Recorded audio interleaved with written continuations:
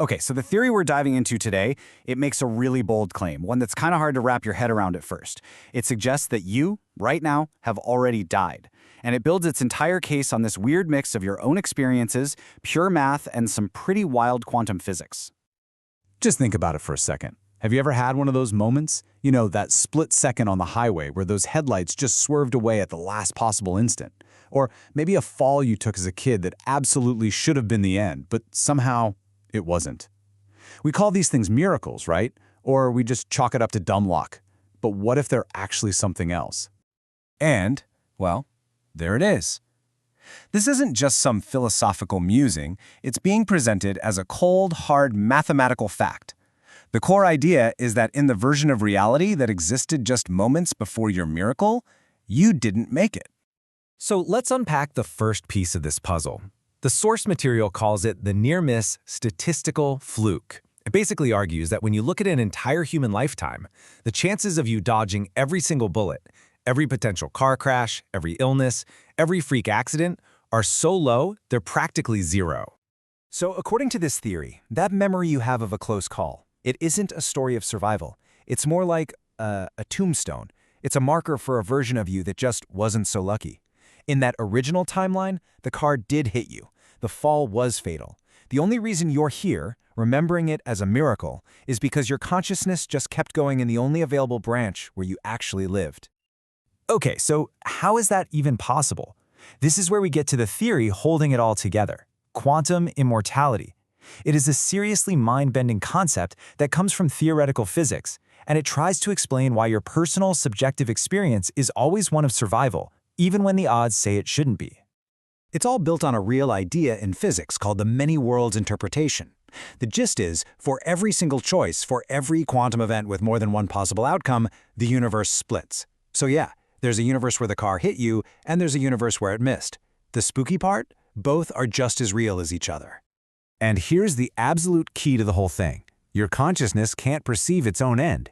Think about it. It's logically impossible. You can't experience being dead. So when a timeline ends in your death, your awareness doesn't just flicker out. No, it continues along the only path left open to it, the one where you're still alive. You're not actually surviving. You're just being filtered. All right, so if we've all been hopping between timelines, where's the proof? Well, the theory points to what it calls glitches in reality. And the most famous one of these you've definitely heard of. It's the Mandela effect. You know, we're always told the Mandela effect is just our brains being weird, a simple case of bad memory. But this theory flips that idea on its head completely. It says that when your consciousness migrates to a new timeline, it's kind of like transferring a huge file to a new computer.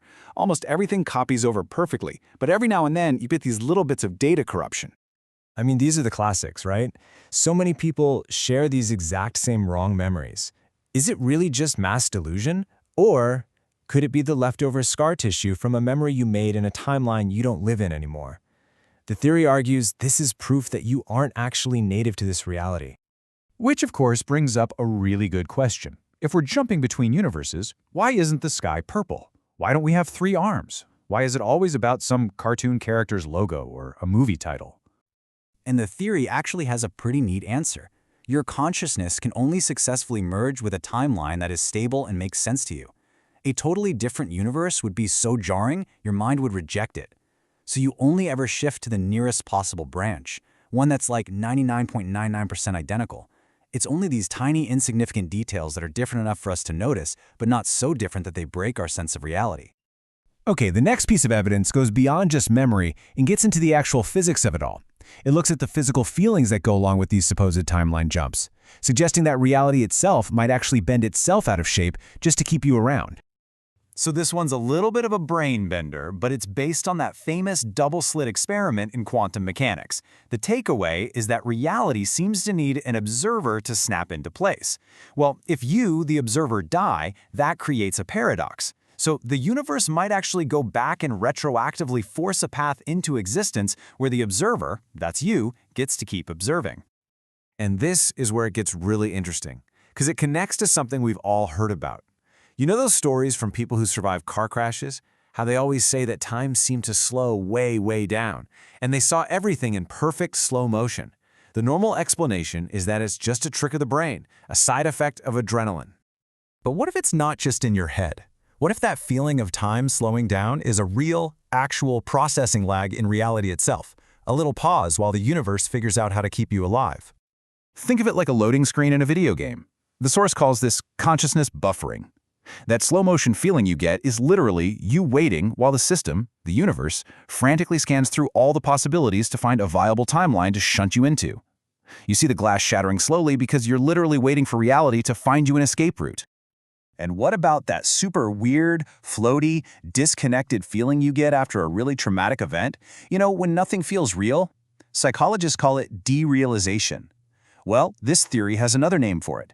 It's the energetic toll of your consciousness having to fuse with a new body, a body that is almost but not exactly your own. You feel unreal because, in a very real sense, you're an imposter in that body.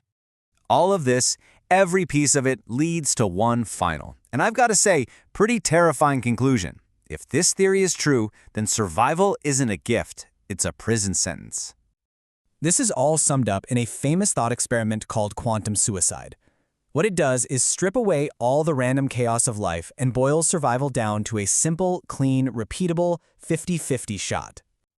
So imagine you're in a box. There's a machine that's hooked up to a quantum event. It will either kill you or it'll do nothing, a coin flip. Now, from the outside, it's a 50-50 chance, but from your perspective, inside that box, you can only ever experience the outcome where you live. For you, the machine will just seem to fail every single time. And that right there is the chilling part. To anyone watching from the outside, you'd almost certainly die on the very first try. But for you, you would just hear that click of survival over and over and over again forever. You'd become this statistically impossible person, trapped in the one timeline where you never die. Which leads us to the final concept, the observer safety net. The argument is that reality is fundamentally rigged in your favor, not to make you rich or happy, but just to keep you in the game, to keep you observing. It's like a video game that just won't let you die. You see others get a game over, but an invisible wall always seems to bounce you back from the edge. In this view, they're basically NPCs. Their game can end, yours can't. So we're left with this one last pretty unsettling question.